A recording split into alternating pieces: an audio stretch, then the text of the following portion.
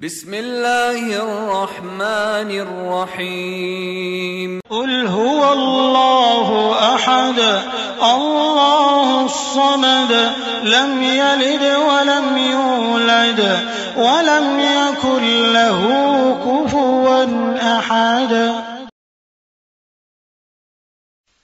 السلام علیکم ورحمۃ اللہ وبرکاتہ۔ بسم اللہ الرحمن الرحیم۔ الحمد لله رب العالمين والصلاة والسلام على سيد الأنبياء والمرسلين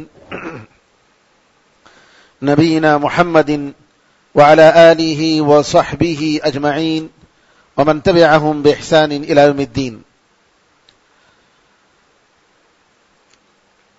قرآن کریم میں احکام اور مسائل کے موضوع پر ہمارے درس کا سلسلہ جاری تھا، جس میں ہم نے طہارت، نماز، زکوٰۃ اور روزے کے کچھ مسائل بتائے تھے، اور اسی طریقے سے اعتکاف کے بارے میں بھی گزشتہ درس میں تفصیل سے ذکر ہوا تھا۔ روزے کے تعلق سے بعض مسائل رہ گئے ہیں جن کا ہم آج ذکر کریں گے، اور انشاءاللہ اگلے درس میں حج کے مسائل کا تذکرہ ہوگا۔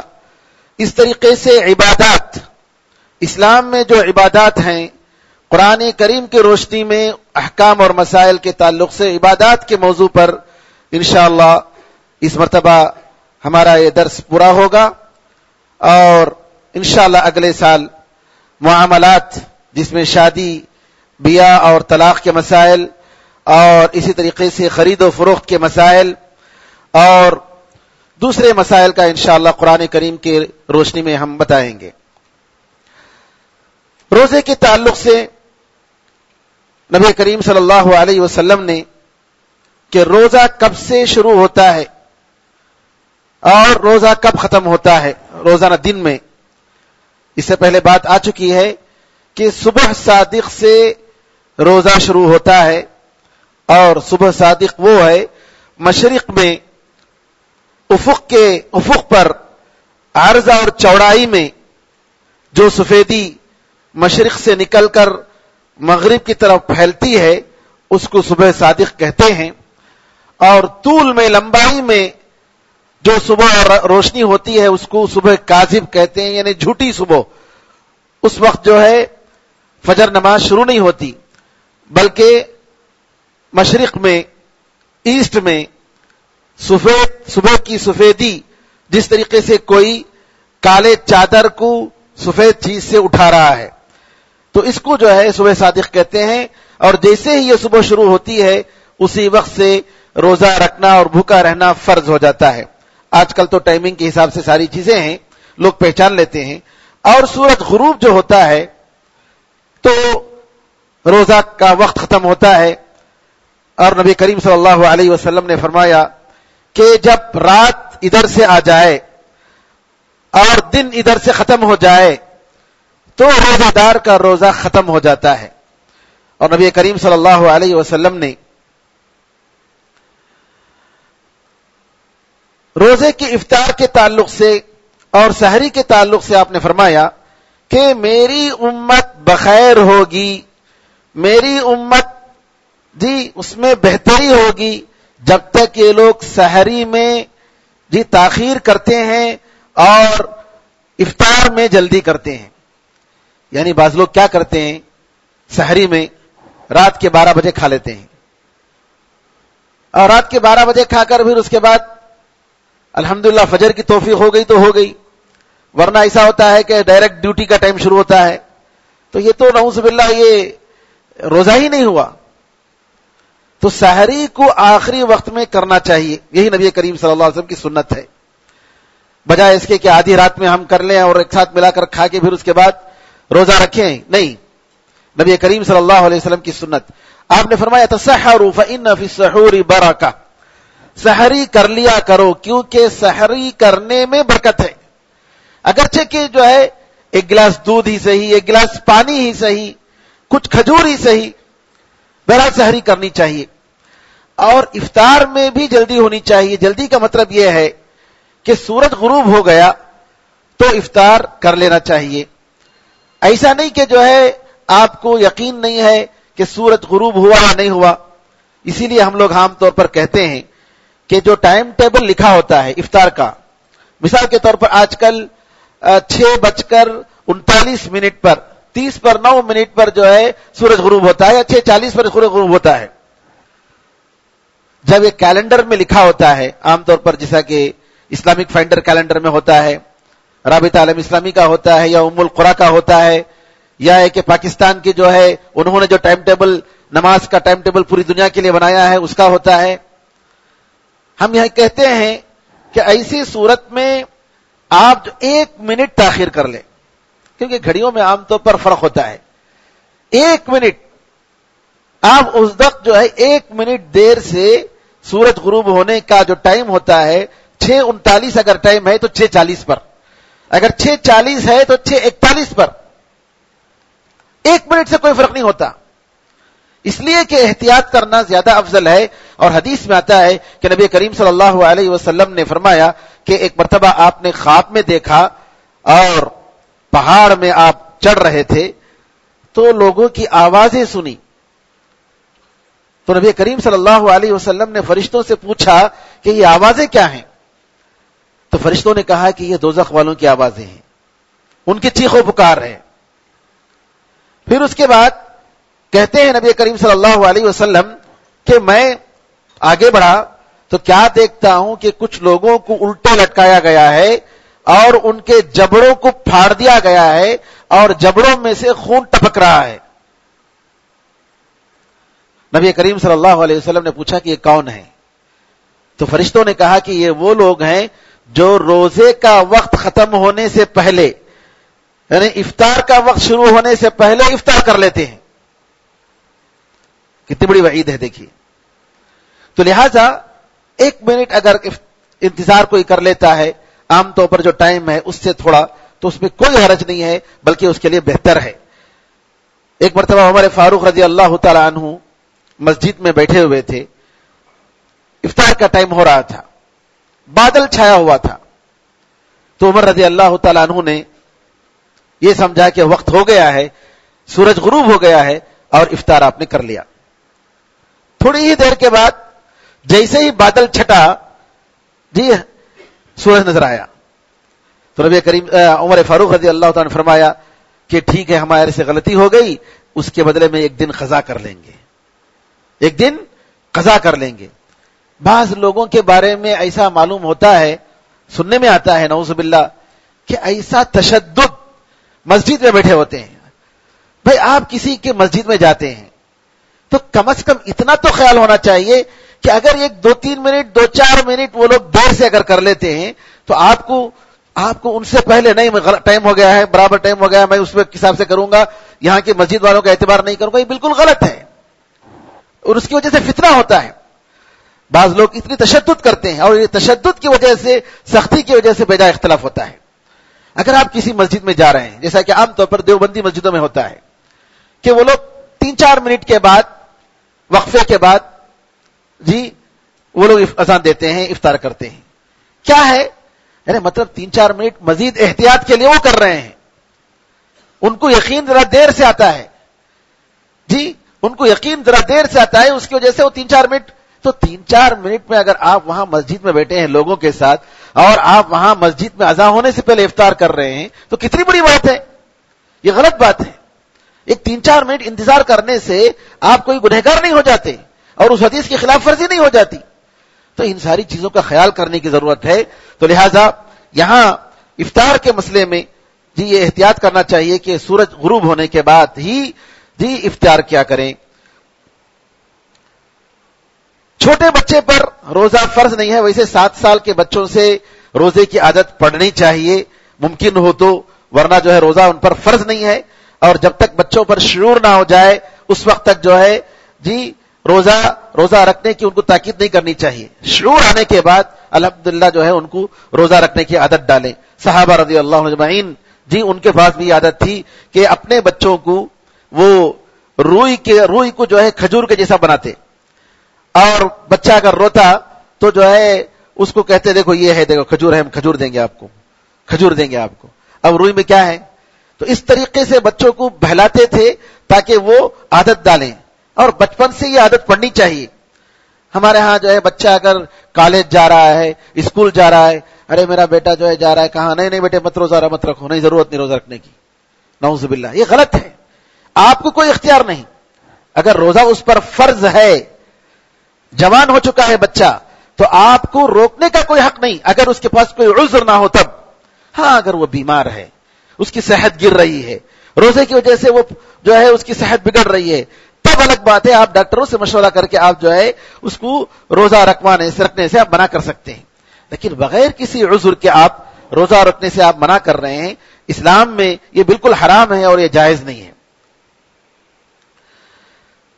قرآن کریم میں اللہ تعالیٰ نے مسافر کے لیے اجازت دی کہ وہ رمضان کے علاوہ دوسرے دنوں میں اس کی وہ اپنے روزوں کی وہ قضا کر سکتا ہے.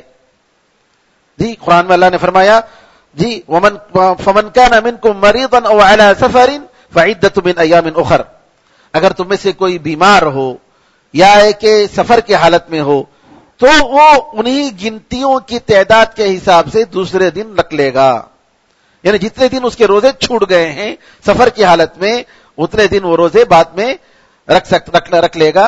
سفر کی حالت میں روزہ رکھنا اس پر فرض نہیں ہے. اس کی اللہ کی طرف سے جو ہے یہ مسافر کے لیے ایک چھوٹ ہے. اور علماء نے کہا کہ چاہے تو روزہ رکھ سکتا ہے. آج کل تو ماشاءاللہ سفر بہت آسان ہے جی، چاہے تو وہ روزہ رکھ سکتا ہے اور اس کا روزہ ہو جائے گا اگر رمضان میں وہ روزہ رکھ رہا ہے مسافر. اور اگر چاہے تو جی چھٹی جو ہے اپنے رخصت کو لیتے ہوئے، اس اللہ تعالیٰ کی رخصت کو اور اس کی چھٹی پر عمل کرتے ہوئے وہ بعد میں قضا بھی کر سکتا ہے، اس کے لیے اختیار ہے. اور علماء نے کہا کہ روزہ چھوڑنا افضل ہے. بعض علماء نے کہا کہ نہیں، آدمی کے حساب سے ہے، آدمی کے اندر طاقت ہے، ہمت ہے، اور روزہ رکھنے سے اس کا معمول، اس کا کام متاثر نہیں ہوتا ہے، تو الحمدللہ کوئی حرج نہیں. ایک مرتبہ نبی کریم صلی اللہ علیہ وسلم سفر میں تھے، سخت گرمی تھی، بڑی دھوپ تھی اور رمضان کا موسم تھا. کچھ لوگ روزہ رکھے ہوئے تھے اور کچھ لوگ جو ہے روزے کے بغیر تھے. لیکن دھوپ کا اثر یہ تھا کہ روزے دار بالکل تھک گئے تھے. نبی کریم صلی اللہ علیہ وسلم نے سفر کے دوران جب پڑاؤ ڈالا تو وہ جو صحابہ روزے دار تھے وہ بالکل تھک گئے تھے، کچھ نہیں ہو رہی تھی. تو جو صحابہ روزے سے نہیں تھے وہ گئے اور انہوں نے جو ہے ڈیرا بنوایا، خیمہ لگایا، ان کے لیے جو ہے سائے کا انتظام کیا. تو نبی کریم صلی اللہ علیہ وسلم نے فرمایا ذهب المفطرون اليوم بالاجر، آج رمضان ہے لیکن جن لوگوں نے روزہ نہیں رکھا وہ لوگ ثواب لوٹ کر چلے گئے، کیونکہ جو ہے انہوں نے خدمت کی روزے داروں کی، ان کی خدمت کی وجہ سے ثواب میں وہ لوگ آگے بڑھ گئے. ذهب المفطرون اليوم بالاجر، کہ آج جو ہے رمضان رہنے کے باوجود جن لوگوں نے روزہ نہیں رکھا یہ لوگ ثواب میں آگے بڑھ گئے. تو کہنے کا مطلب یہ ہے کہ علماء نے کہا کہ آدمی کی ہمت اور اس کی طاقت کے حساب سے ہے. سفر کی وجہ سے اگر اس کا معمول متاثر ہو رہا ہے جی تو بہتر یہ ہے کہ وہ روزہ نہ رکھے، بعد میں قضا کر لے. اور اگر نہیں اس کا معمول متاثر نہیں ہو رہا ہے، وہ سفر میں بھی روزہ رکھ سکتا ہے، اللہ نے اس کو طاقت دی ہے، تو اس کے لیے علماء نے کہا کہ روزہ رکھ لے تو بہتر ہے. یہاں ایک سوال ہے کہ مسافر کب روزہ چھوڑے گا؟ یعنی مثال کے طور پر آپ کی فلائٹ عصر کے بعد ہے یا آپ کی ٹرین ظہر کے بعد ہے، 10 بجے ہے، تو آپ جو ہے آج کا دن ظہر سے پہلے کا ٹائم یا 10-11 بجے سے پہلے کا ٹائم، اس وقت تک آپ بھوکے رہیں گے، روزے سے رہیں گے، یا ہے کہ آپ کا آج جو ہے چونکہ سفر کا دن ہے آپ روزہ چھوڑ سکتے ہیں؟ تو اس سلسلے میں علماء نے کہا کہ روزہ آپ چھوڑ سکتے ہیں. یہ ضروری نہیں کہ آپ اگر مغرب سے پہلے آپ کا سفر ہے، عصر کے بعد یا ظہر کے بعد آپ کا سفر ہے، تو اس کا مطلب یہ نہیں کہ سفر شروع ہونے کے بعد ہی جی روزہ چھوڑ سکتا ہے. نہیں، اس سے پہلے بھی جب آپ کا سفر کا دن ہے تو آپ روزہ چھوڑ سکتے ہیں. اس سلسلے میں صحابہ رضی اللہ تعالیٰ عنہ اجمعین کے آثار ہیں. امام ترمذی رحمۃ اللہ علیہ نے اپنی کتاب سنن میں روایت کی کہ محمد بن کعب فرماتے ہیں کہ انس رضی اللہ تعالیٰ عنہ کے پاس میں رمضان کے مہینے میں آیا تو میں نے دیکھا کہ وہ سفر کا ارادہ کر رہے ہیں اور ان کا سامان ان کی سواری پر رکھ دیا گیا ہے اور سفر کا کپڑا پہن لیے ہیں, ابھی سفر شروع نہیں ہوا. تو انس رضی اللہ تعالیٰ عنہ نے اپنا ناشتہ منگوایا, کہا کہ کھانا لاؤ, ناشتہ لاؤ. میں نے ان سے پوچھا کیا یہ سنت ہے کہ ابھی آپ کا سفر شروع نہیں ہوا؟ دیکھیے, نماز میں سفر جب شروع ہوتا ہے تبھی آپ کے لیے قصر کرنے کی اجازت ہے کیا نہیں؟ سفر شروع کرنے سے پہلے آپ قصر نہیں کر سکتے نماز کی جی. لیکن اگر رمضان کا روزہ ہے, روزے میں یہ ہے کہ آپ سفر کرنے والے ہیں تو کوئی حرج نہیں کہ آپ اس دن روزہ چھوڑ دیں اگر آپ روزہ نہیں رکھنا چاہتے ہیں. تو نبی کریم صلی اللہ علیہ وسلم کی سنت کا حوالہ دیا کہ کیا یہ سنت ہے؟ تو انس رضی اللہ تعالیٰ نے کہا کہ ہاں سنت ہے.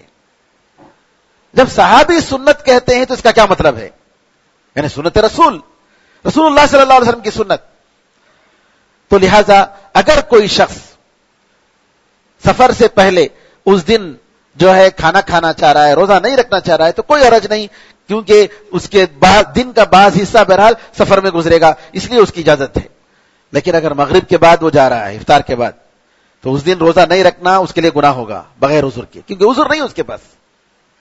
جان بوجھ کر روزہ اگر وہ چھوڑ رہا ہے تو جائز نہیں ہے بغیر عذر کے. اسی طریقے سے جعفر بن جبر کی ایک روایت ہے, سنن ابو داؤد میں کہتے ہیں کہ میں ابی بصرہ الغفاری نبی کریم صلی اللہ علیہ وسلم کے صحابی کے ساتھ ایک کشتی میں سوار تھا, مصر کے قریب فسطاط نامی جگہ میں, رمضان میں. تو آپ کے لیے پوری سواری کا انتظام ہو چکا تھا. تو کہتے ہیں کہ انہوں نے اپنا ناشتہ منگوایا اور ناشتہ کھایا, اور کہہ رہے ہیں کہ ابھی وہ اپنی کشتی میں بیٹھے تھے اور نکلی بھی نہیں, اتنے میں ناشتہ کرنا شروع کیا اور گھر نظر آ رہے تھے. ایسا نہیں کہ جو ہے آپ نے کوئی مسافت طے کی اور طے کرنے کے بعد جو ہے آپ نے ناشتہ کیا ہو, نہیں. میں نے پوچھا کہ ابھی جو ہے رسول اللہ صلی اللہ علیہ وسلم کی کیا یہ سنت ہے کہ آپ جو یہاں گھر نظر آ رہا ہے, آپ کیسے آپ جو ہے ابھی ناشتہ کر رہے ہیں؟ تو انہوں نے کہا کہ یہی نبی کریم صلی اللہ علیہ وسلم کی سنت ہے, یہی نبی کریم صلی اللہ علیہ وسلم کی سنت ہے. تو اس حدیث سے بھی معلوم ہوا کہ جو ہے آدمی جو اب اگر سفر کرنا چاہتا ہے تو وہ جو ہے اس دن سفر کرنے سے پہلے یا سفر کے بالکل ابتدا میں جو ہے کھا سکتا ہے, کوئی حرج نہیں ہے.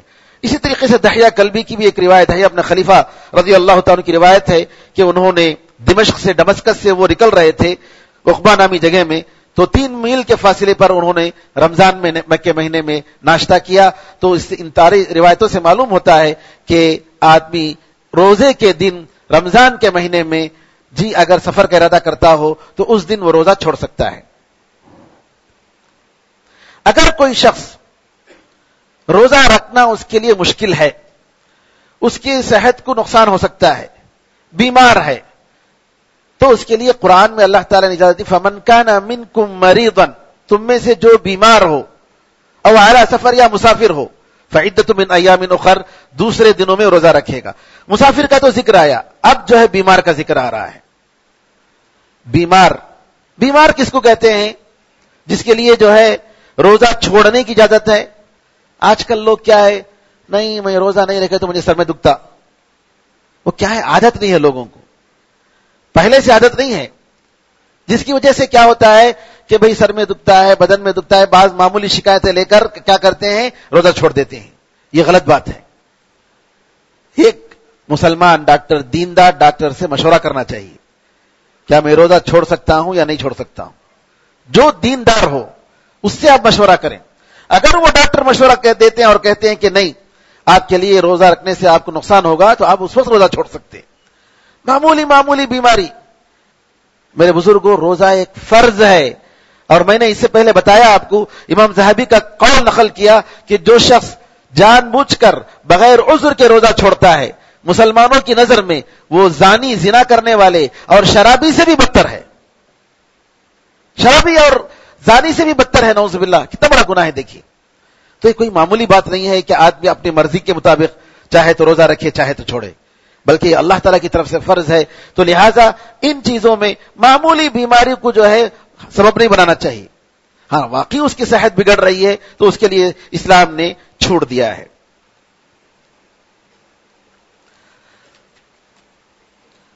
اگر کوئی شخص بے ہوش ہو جائے تو ایسے حالت میں اس کا کیا حکم ہے؟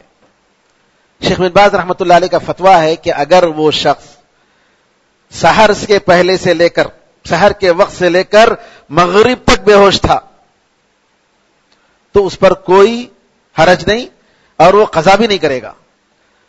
لیکن بہتر یہ ہے جیسا کہ دوسرے علماء نے کہا ہے کہ اگر کسی ڈاکٹر کے علاج کی وجہ سے ہوا ہو, جیسا کہ اس کو آپریشن وغیرہ کرنے کے لیے اس کو بے ہوش کیا گیا اور پورے روزے کے وقت میں جو ہے وہ بے ہوش رہا, یا ہے کہ ایک معمولی کوئی علت آ گئی, ہمیشہ رہنے کی علت نہیں ہے جیسا کہ بعض لوگوں کو آتی ہے, تو ایسی صورت میں اس کو قضا کر لینا بہتر ہے.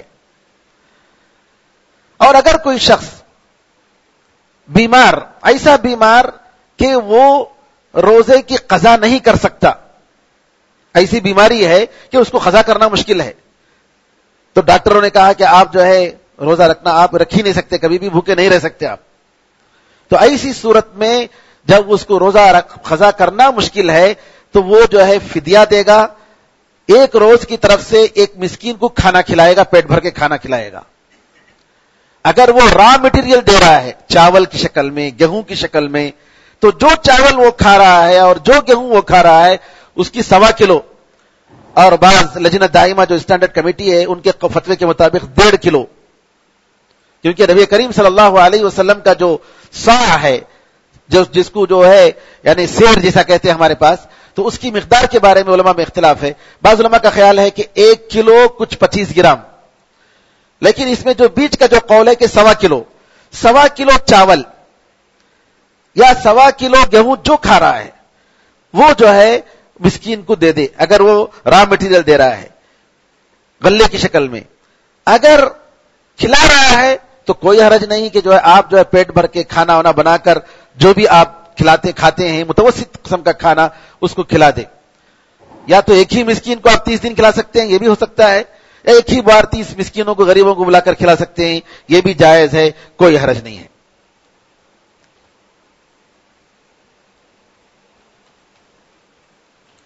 اسی طریقے سے حیض اور نفاس کی حالت میں جو عورتیں ہوتی ہیں اور وہ عورتیں جو حاملہ ہیں, پیٹ سے ہیں, پریگننٹ ہیں, ان کو بھی اجازت ہے روزہ چھوڑنے کی. اور وہ عورتیں جو دودھ پلاتی ہیں, اگر دودھ پلانے کی وجہ سے ان کو تکلیف ہو رہی ہے, پریشانی ہو رہی ہے جی, تو وہ روزہ چھوڑ سکتے ہیں اور بعد میں وہ قضا کر لیں گے. یہاں ایک مسئلہ ہے کہ اگر کوئی شخص رمضان میں انتقال ہو گیا اور اس کے روزے باقی تھے تو اس کا کیا حکم ہے؟ علماء نے کہا کہ اگر رمضان کے پورے مہینے میں وہ بیمار تھا, شروع سے لے کر رمضان کے آخر تک, اس کی وفات تک, یا رمضان کے بعد بھی بیمار تھا اور قضا کرنے کا اس کو موقع نہیں ملا, تو شیخ بن باز رحمۃ اللہ علیہ وغیرہ کا فتویٰ یہ ہے کہ ایسے آدمی پر کوئی چیز نہیں ہے, کوئی حرج نہیں ہے, اور نہ ہی ان کے طرف سے ان کے وارثین کو روزہ رکھنے کی ضرورت ہے. لیکن ایک آدمی بیمار تھا, پھر اس کے بعد جو ہے قضا کرنے کا اس کو موقع ملا, صحت اور تندرستی کا موسم اس کو زمانہ ملا, لیکن وہ ایسے موقع پر وہ قضا نہیں کر سکا سستی کی وجہ سے, تو ایسے موقع پر وارثین اس کی طرف سے روزہ رکھیں گے, قضا کریں گے جتنے روزے اس کے چھوٹ گئے, یا نہیں تو ہر ایک دن کی طرف سے 1.5 کلو یا 1.25 کلو جو ہے غلہ کھلائیں گے, ایک مسکین کو کھانا کھلائیں گے. یعنی موقع ملنے کے باوجود اگر اس نے کسی سستی کی وجہ سے ہے نا رکھ لیں گے, بعد میں رکھ لیں گے, قضا کر لیں گے, تو چھوڑ دیا اور قضا کیے بغیر جو ہے اس کا انتقال ہو گیا, تو ایسی صورت میں فدیہ دینا چاہیے یا نہیں تو قضا رکھنا چاہیے. نیت کے تعلق سے بہت ضروری ہے کہ روزے میں نیت کریں. حدیث میں آتا ہے من لم یبیت الصیام من اللیل فلا صیام لہ, کہ جو آدمی رات ہی سے روزہ رکھنے کی نیت نہ کرے تو اس کا روزہ نہیں ہوتا ہے. نیت کا مطلب دل سے ارادہ ہے, یہ فرض روزے کے لیے نیت ضروری ہے. ورنہ آدمی اگر دن بھر بھوکا رہے, جی کھانے کو کچھ موقع نہیں ملے یا بزی تھا, موقع نہیں ملا کھانے کا, تو جو ہے روزہ نہیں ہوتا ہے. تو رات میں نیت کرنا, علماء نے کہا کہ اگر کوئی شخص رمضان کے پورے روزوں کی نیت کر لیتا ہے, پہلے سے ارادہ ہے کہ میں رمضان کے روزے رکھوں گا, ختم, ایک نیت ہی ہو گئی, کافی ہو گئی. بعض علماء نے کہا کہ نہیں, ہر رات اس کو ارادہ کرنا چاہیے، تجدید ہونی چاہیے کہ میرا کل اللہ کے لیے روزہ ہوگا. ہر رات میرا روزہ کل جو ہے رمضان کا روزہ کل انشاءاللہ میں رکھوں گا. تو اس طریقے سے تجدید نیت، میں نیت کی تجدید کہ روزانہ جو ہے اس کا ارادہ کرتا ہے اور وہ اللہ تعالیٰ کی عبادت کرنے کا جو ہے وہ عزم رکھ رہا ہے. تو بعض علماء کا یہ خیال ہے کہ روزانہ اس کی نیت کرنی چاہیے. نفل روزوں کے لیے ضرورت نہیں ہے. نفل روزوں کے بارے میں حدیث میں آتا ہے نبی کریم صلی اللہ علیہ وسلم دن میں آتے کب؟ تقریباً 9 بجے، 10 بجے، 8 بجے. جی اب پوچھتے گھر میں کوئی کھانے کی چیز ہے کیا؟ اگر کھانے کی چیز ہے، اگر کہتے گھر والے کہ ہاں ہے تو کھا لیتے. اگر کہتے کہ نہیں کچھ نہیں کھانے کی چیز، کل چلو میں آج روزہ ہے میرا. نبی کریم صلی اللہ علیہ وسلم نے کب ارادہ کیا؟ یعنی صبح کے وقت 8 بجے، 9 بجے، 10 بجے. تو اس سے معلوم ہوا کہ نفل روزے کے لیے رات سے ارادہ کرنا کوئی ضروری نہیں ہے، لیکن فرض روزوں کے لیے ضروری ہے. اور اگر آپ فرض روزوں کی قضا کر رہے ہیں تو اس میں بھی وہ نیت ضروری ہے. فرض روزوں کی آپ قضا کر رہے ہیں تو اس میں بھی وہ نیت ضروری ہے. اور اگر علماء نے یہ کہا کہ اگر آپ فرض روزہ شروع کیے ہیں، مثال کے طور پر آپ نے نظر مانا تھا میں اللہ تعالی کے لیے میں 10 روزے رکھتا ہوں، اپنے اوپر آپ نے فرض کر لیا، تو ایسی صورت میں اس روزے کو پورا کرنا چاہیے. یعنی آپ جو ہے ایسا نہیں کہ بیچ میں آپ اپنی طرف سے افطار کریں یا چھوڑ دو میں اور ایک دن روزہ رکھ لوں گا. فرض روزوں کو پورے طریقے سے پورا کرنا چاہیے. کسی عبادت میں داخل ہونے کے بعد اس عبادت کو مکمل کرنا چاہیے. لیکن اگر نفل روزے ہیں، مثال کے طور پر آپ نے نفل روزہ رکھا اور آپ کے ہاں کوئی مہمان آ گئے تو اس وقت آپ کے مہمان نے کہا نہیں جب تک آپ نہیں کھائیں گے میں نہیں کھاؤں گا. ایسا ہوا ہے صحابہ کے زمانے میں. سلمان رضی اللہ تعالیٰ عنہ اور ابو الدرداء رضی اللہ تعالیٰ عنہ، ان دونوں کے درمیان رسول اللہ صلی اللہ علیہ وسلم نے مواخات، بردرہڈ، بھائی چارگی کا رشتہ جوڑا تھا. ابو الدرداء جو ہے یہ انصاری تھے اور سلمان فارسی جو ہے باہر کے ایران کے تھے، مہاجر تھے. ابو الدرداء رضی اللہ تعالیٰ عنہ بڑے عبادت گزار. ایک زمانے میں رسول اللہ صلی اللہ علیہ وسلم کے انتقال کے بعد، بلکہ رسول اللہ صلی اللہ علیہ وسلم زمانہ کا واقعہ ہے، آتے ہیں اور اپنے بھائی سے ملتے ہیں اور ان کے گھر میں مہمان کے طور پر رہتے ہیں. بیوی سے پوچھتے ہیں ابو الدرداء رضی اللہ تعالیٰ عنہ سے، ابو الدرداء رضی اللہ عنہ کی بیوی ام الدرداء سے کہ میرے بھائی کیسے ہیں؟ تو ام الدرداء کہتی ہیں ارے آپ کے بھائی جو ہے ان کو کیا ہے، دنیا سے کوئی مطلب نہیں، ان کو دنیا سے کوئی مطلب نہیں. وہ بیچارے جو ہے بس رات بھر نماز پڑھتے رہتے ہیں، ان کا دل بھر جو ہے روزہ میں گزرتا ہے. نفل روزہ جو ہے رکھتے رہتے ہیں، دن بھر ان کا روزہ چلتا ہے. سلمان فارسی کو بڑا غم ہوا تو جو ہے مہمان تھے سلمان فارسی، ناشتہ پیش کیا، کہا کہ آپ بھی کھاؤ. ابو الدرداء رضی اللہ تعالیٰ عنہ صاحب خانہ، میزبان، اور سلمان فارسی مہمان کو کھانا دے رہے ہیں. میزبان نے کہا کہ نہیں میں روزے سے ہوں. ابو الدرداء رضی اللہ تعالیٰ عنہ روزے سے تھے. سلمان فارسی نے کہا کہ جب تک آپ نہیں کھائیں گے میں نہیں کھاؤں گا. روزہ توڑو تم. روزہ توڑوایا. اب روزہ توڑوایا، پھر اس کے بعد انہوں نے، اب چونکہ مہمان کہہ رہے ہیں ان کے بھائی ہیں مواخات کے رشتے میں، تو جو ہے سلمان فارسی رضی اللہ عنہ کی بات پر، ان کے مشورے پر عمل کرتے ہوئے ابو الدرداء رضی اللہ تعالیٰ نے کھایا. تو نفل روزہ اگر ہے تو آدمی بیچ میں ضرورت پر توڑ سکتا ہے، کوئی حرج نہیں.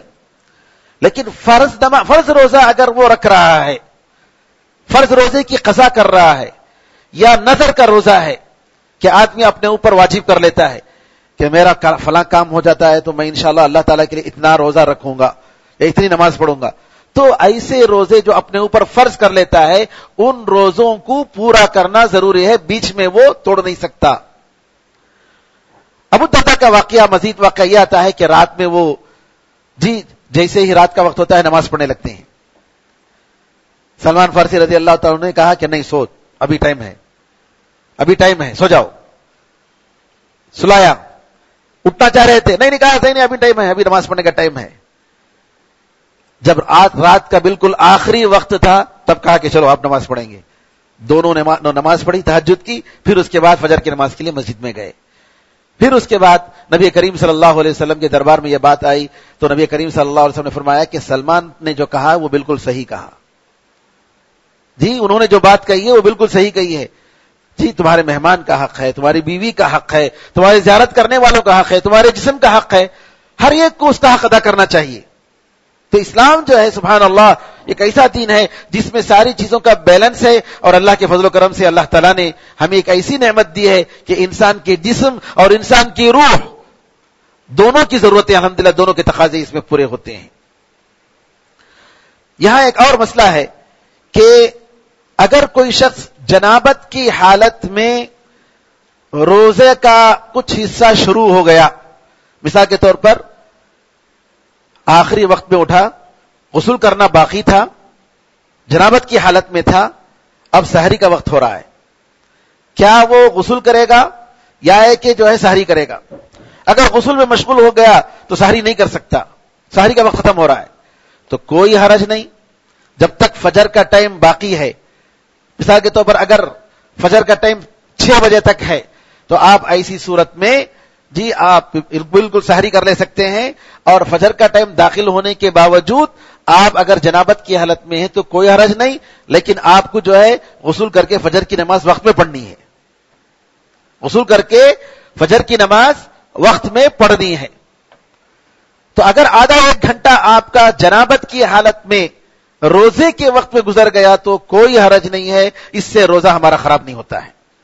اسی طریقے سے اگر آدمی سو رہا تھا, احتلام ہو گیا, نیند میں احتلام ہو گیا, تو کوئی حرج نہیں. اب ایک بھائی صاحب کا سوال, عام طور پر تو سوال آتا ہے کہ کھا لیا, کہ اگر کوئی شخص بھول کر کھا لیا تو جو ہے کیا کرے گا؟ سعید مسیب رحمۃ اللہ علیہ کے بارے میں آتا ہے کہ ایک آدمی آیا, کہا کہ جو ہے میں بھول گیا اور میں نے کھا لیا, روزے کی حالت میں کیا کروں؟ تو سعید مسیب رحمۃ اللہ علیہ نے کہا کہ اللہ تعالیٰ نے تمہیں کھلایا اور پلایا, کوئی حرج نہیں, تمہارا روزہ خراب نہیں ہوا. پھر کہا کہ نہیں, پھر بھی بھول گیا اور ایک بار دوسری مرتبہ پھر بھی کھا لیا. تو سعید مسیب نے کہا کہ اللہ نے کھلایا اور پلایا. پھر کہنے لگا تیسری مرتبہ کہ نہیں سعید مسیب اور ایک بار بھی بھول گیا میں. تو سعید مسیب رحمۃ اللہ علیہ سید التابعین نے کہا ارے تمہیں تو روزے کی عادت ہی نہیں ہے, روزہ کیا ہے معلوم نہیں تمہیں, روزہ کیا ہے معلوم نہیں کہ ایک ہی روزے میں 3 بار جو ہے بھول کر کھائے انسان. جی ایک ہی روزے میں 3 بار بھول کر کھائے. ایک اور مسئلہ کہ اگر کوئی شخص رمضان کے روزے کے حالت میں جان بوجھ کر اگر اپنی بیوی سے ملتا ہے, جمع کرتا ہے, تو یا تو اس کو ایک غلام کو آزاد کرنا ہے, یا 60 روزے مسلسل کنٹینیو رکھنا ہے, کنٹینیو, یا 60 مسکینوں کو کھانا کھلانا ہے. ایک رمضان کے دن میں جان بوجھ کر اگر کوئی اپنی بیوی سے ملتا ہے, اور اگر بیوی بیچاری وہ بھی جان بوجھ کر اگر کرتی ہے تو اس پر بھی یہی کفارہ ہے, یا تو غلام کو آزاد کرنا. دوسرا کیا ہے کہ 60 دن مسلسل کنٹینیو روزہ رکھنا. تیسرا کیا ہے کہ اگر جو ہے یہ نہیں کر سکتا ہے تو 60 مسکینوں کو کھانا کھلانا ہے. یہ حکم ہے, اس کے سلسلے میں حدیث آتی ہے. لیکن سوال یہ ہے کہ اگر کوئی شخص جی بھول کر نیند کی حالت میں, یا اس کو خیال نہیں رہا اور بیوی سے مل لیا رمضان میں روزے کی حالت میں بھول کر, سوال ایسا بھی آیا ہے, فتویٰ پوچھا گیا علماء سے, تو کیا کرے؟ تو علماء نے کہا کہ اگر وہ بھول کر اگر کیا ہے تو وہ اللہ تعالیٰ کی طرف سے اس کو چھوٹ ہے, اور لیکن وہ روزہ تو گیا, اس کا 1 دن کا جو ہے قضا کرنا پڑے گا, لیکن وہ کفارہ نہیں ہے کیونکہ جان بوجھ کر اس نے نہیں کیا ہے. اگر جان بوجھ کر اگر وہ کرتا ہے تو اس کے لیے وہ کفارہ دینا پڑے گا. رمضان کے روزوں کو جو چیزیں خراب کر دیتی ہیں, باطل کر دیتی ہیں, فاسد کر دیتی ہیں, اس میں سے ایک تو جیسا کہ میں نے کہا کہ جمع کرنے سے جان بوجھ کر یا ہے کہ بھول کر بھی روزہ جو ہے بیکار ہو جاتا ہے, اور اس کو جو ہے دوسرے دن 1 دن قضا کرنا ہے. بعض علماء کا خیال یہ ہے کہ یہ بھی کھانے پینے کے حساب سے ہے. کیا مطلب کہ اگر وہ بھول کر اس نے جمع کیا ہے, جیسے کھانے پینے کو بھول کر وہ اگر کھاتا ہے تو اس پر کوئی اس کا روزہ نہیں توڑتا ہے, بالکل اسی طریقے سے ہے. لیکن دوسرے علماء کا خیال ہے کہ نہیں، اس کو جو ہے روزہ قضا کرنا ہی پڑے گا.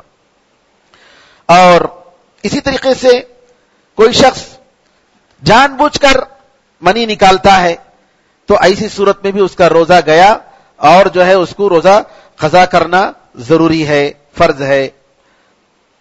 اور کھانا پینا تو معلوم ہے آپ کو کہ اس کی وجہ سے جو ہے جان بوجھ کر کھانے سے پینے سے روزہ جو ہے چلا جاتا ہے. بعض علماء نے کہا کہ اگر جان بوجھ کر نیت اس نے کی کہ میں روزہ توڑ دوں گا، اگرچہ کہ اس نے نہیں کھایا تو بھی روزہ گیا.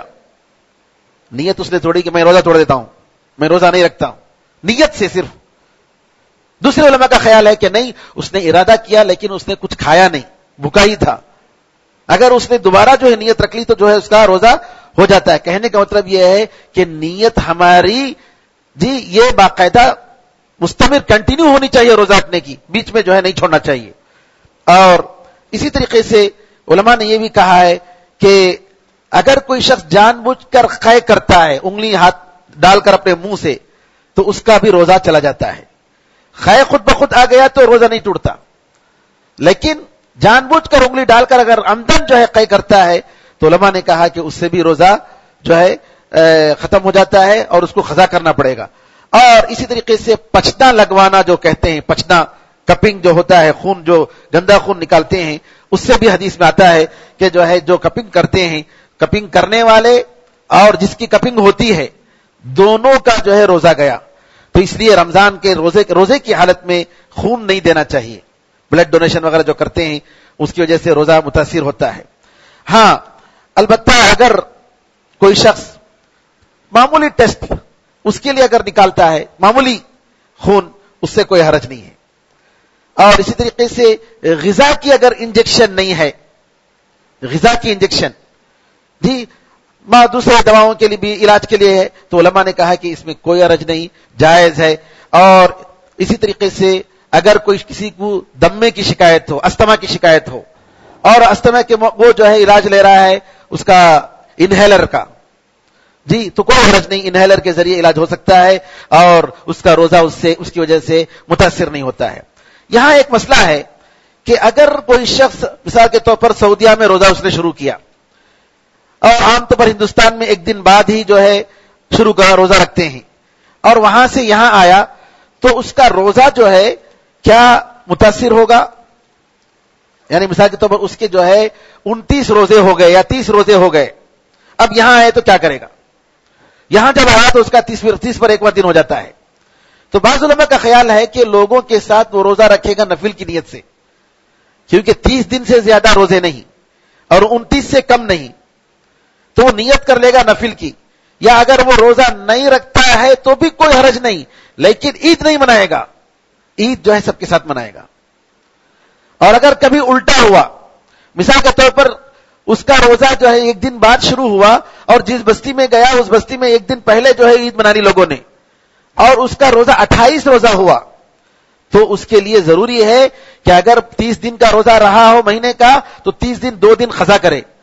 اگر اس کا مہینہ 29 دن کا تھا تو 1 دن قضا کرے، کیونکہ 29 سے کم مہینہ نہیں ہے. تو عام طور پر ہوتا ہے کہ لوگ جو ہے وہاں روزہ رمضان جو ہے سعودیہ میں مناتے ہیں اور ہندوستان میں آ کر عید مناتے ہیں. تو ایسے لوگوں کے لیے مسئلہ ہے. اور اسی طریقے سے اگر تھوک اگر نگل جاتا ہے تو کوئی حرج نہیں. تھوک کا مطلب جو لعاب آتا ہے وہ لعاب، لیکن بلغم ہے تو بلغم کو نگلنا نہیں چاہیے، بلغم کو نگلنا نہیں چاہیے. منہ میں جو لعاب آتا ہے اس سے اگر جو ہے نگل جاتا ہے تو کوئی حرج، روزہ اس سے متاثر نہیں ہوتا ہے. اور مسواک کرنا اور اسی طریقے سے ٹوتھ پیسٹ وغیرہ اگر وہ نگلتا نہیں ہے تو کوئی حرج نہیں ہے، اس کی وجہ سے روزہ متاثر نہیں ہوتا ہے.